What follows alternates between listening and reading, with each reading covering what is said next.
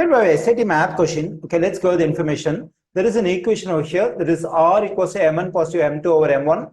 The ratio for the kinetic energy between two objects of mass M1 and M2 before and after the collision is given above. Which of the following is equivalent to the expression for M1? So that is, we have to solve for M1 in this equation. Okay, let me take the given equation as it is. It is R equals to M1 positive M2 over M1.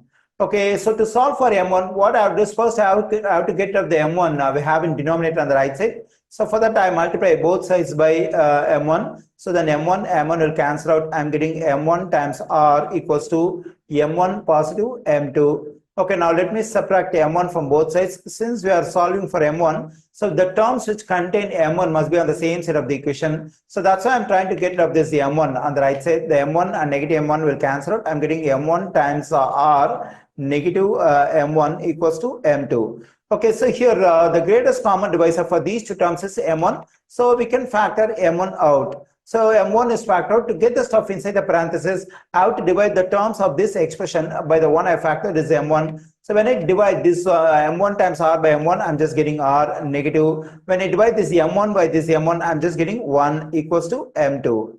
Okay, now what we can do is to solve for M1, I have to get up this R negative 1, which is multiplied by M1. So for that, I have to divide both sides by R negative 1. Okay, let me do it. So this R negative 1 will cancel. I'm getting M1 equals to M2 divided by R negative 1. I have solved for M1. M1 equals to M2 over R negative 1. We find this M2 over R negative 1 in answer choice C. So the correct answer choice for this question is C.